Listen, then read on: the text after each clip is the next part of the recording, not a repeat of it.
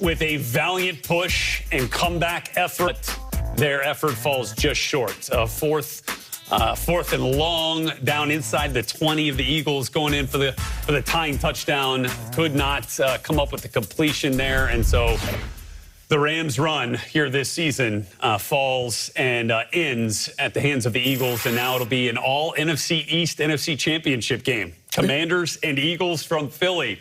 Ironically, these teams only met in the playoffs one other time, so we'll get to all that part of it. But for this one here, for the Rams and the Eagles, this was a Saquon Barkley, again, one of those shining moments for him in what was a season full of them, over 200 yards and 2 touchdowns of 60 or more rushing yards in this game. Well, this is why they got him. This is why they poached him from their division rival. They needed a centerpiece to their offense. They wanted a running back that could be their workhorse, that would not only take the pressure off Jalen Hurts, but complement what Hurts does. And when you look at it early in the game, this came out the gate, we were in the screening room, we yelled it right away. It's gone.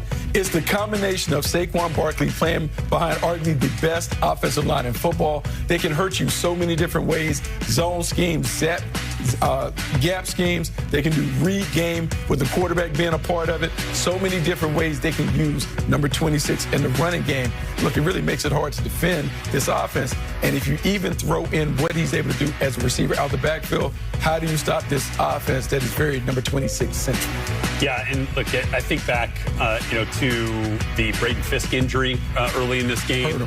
Hurt the Rams, at least, certainly from a depth perspective there. And then, man, I think the elements played a part too in this, and in limiting some of those explosive plays a little bit. But once you get going, man, hard to make those cuts. And then Saquon was just terrific here. And then Jalen Hurts obviously started things off with a 44-yard run. So it was really those 3 explosive, rushing touchdowns that sealed the deal here. It always comes down. And their defensive front, sacking Matthew Stafford. Absolutely, they were able to get after it, but it always comes down to those things, right? We talk about turnovers, big plays allowed, penalties or blown assignments, and the Eagles did a really good job of generating those big plays. They took care of the football for the most part, and they were able to eke out a win. Now, they're going to have to play much better to be able to knock off a division rival, and you wonder about the health of Jalen Hurts.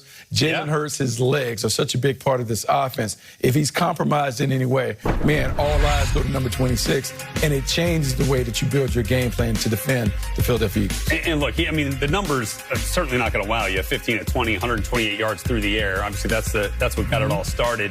But for Jalen Hurts, he felt like a sitting duck back there a number of times. Either the Rams were kind of clouding the picture on him a little bit to hold it, or, man, that defensive front was just getting after him. Yeah, that defensive front is really good. And the Rams, give them credit. Chris Shula's done a really good job with a young defense. No question. Man, they played with great energy and effort. They get after it. And they did a really good job of keeping Jalen Hurts in the pocket and making him really hold on to it. Then they were eventually able to get those coverage sacks. But this is one where we've talked about the Eagles' passing game, and I understand they are a run-first team. But the passing game is going to have to be the part that gets them over the top. You cannot go into the game thinking that the Commanders are going to allow them to run the football the way that they've run it all year. A.J. Brown, Devontae Smith, Jalen Hurts, they're going to have to make some plays in the passing game. Yeah, and, be curious to see, when we get to really start, kind of breaking down that matchup, how much Dan Quinn and the Commanders will be looking at what the Rams were able to do, to get to Jalen Hurts. But here, I think part of that that defense, big reason why Matthew Stafford and DeMarcus Robinson, as your senior, had a chance to work the ball down the field at the end. No timeouts left. This was a huge play here. Catch. Great catch by Puka Nacua. And then gets that back, those 2 feet down as he's falling backwards, going up over the outstretched arms of Darius Slay.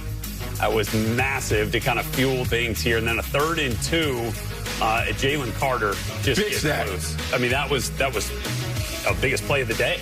Well, how about the Philadelphia Eagles, the gamble that they took on Jalen Carter in the draft and how it has paid off, playing at a Pro Bowl level, being a dominant player on the inside. No question. And so 4th and 11 from just outside the 20-yard line. Stafford, again, looking for Puka Nacua. That was just off target right there. And that's how the Rams season will end. But once again, was getting pressure. Getting pressure. And then the DB sitting right at the sticks, knowing that Matthew Stafford had to get to the sticks. 4th and 11. They squatted on it. I would say not the best performance that we've seen from the Eagles, but really, at this time of the year, it's about survive and advance. They were able to do that.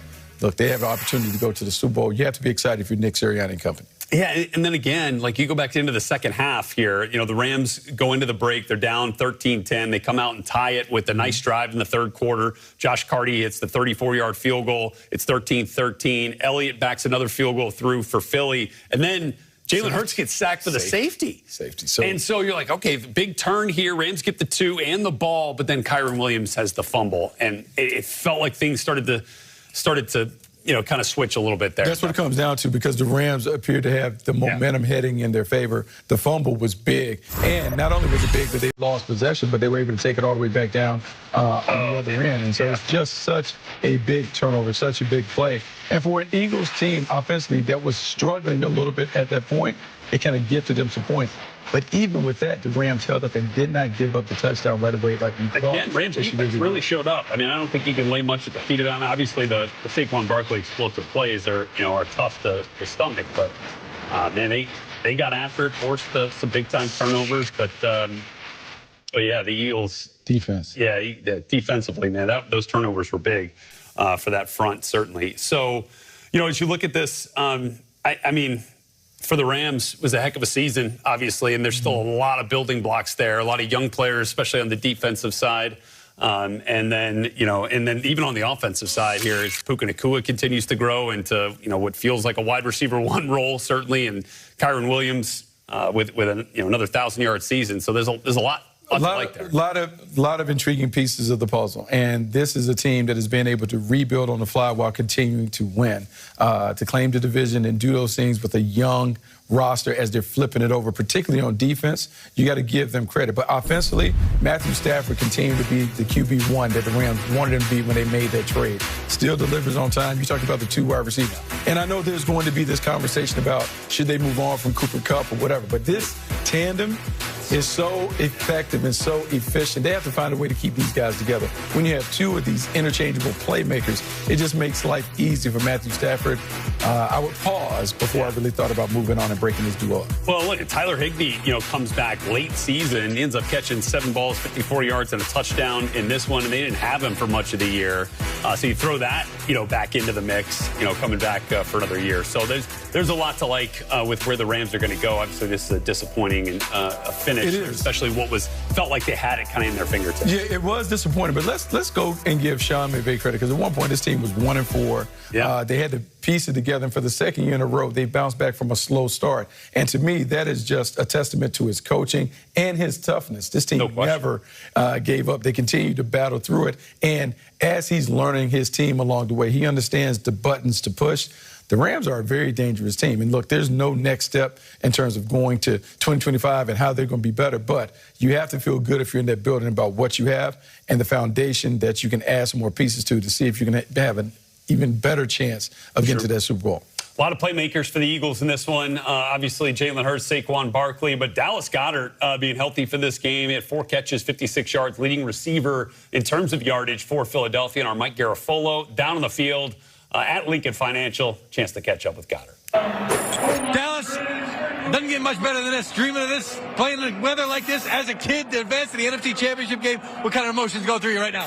Yeah, it's incredible. It was a hard-fought game all the way till the end. We came out on top. We get to come and play here next week for the NFC Championship game. So, it's a dream come true. You look forward to playing these type of games. Ever since you're little, you dream of it, so it's special. What do you say about this defense and the plays that they made? Jalen Carter was a menace tonight. Yeah, Jalen Carter's unreal. Oren Brooks stepping in for Nakobe Dean. He played great. We just have people that step up when we need them. AJ making that huge catch on 4th down just when we needed him out. It was a lot of that today. Not only advancing to the NFC Championship game, but knowing you get to do it here against a divisional opponent. Have you already started to think about what that scene's going to be like next Sunday? I'm going to enjoy it tonight and then lock in and get ready for next week. But it's going to be a lot of fun. What else can you dream of than a shot at the NFC Championship to go to the Super Bowl? So we got to just make sure we stay on our details and win one more. Congratulations. Go enjoy this one. Thank you. Thank you. All right, so we've already had one star-powered running back performance with Saquon Barkley's 200-yard day. What does Derrick Henry have in store for the Baltimore Ravens? They try to go into Orchard Park, come away with a dub and an AFC Championship game appearance. More on this game coming up next year on GameDay Highlights. What up, big homie? What up, bro? How you doing? of you, bud. How do you, big dog? Hey, keep going. Hello, xin chào tất cả các bạn. Mình lại quay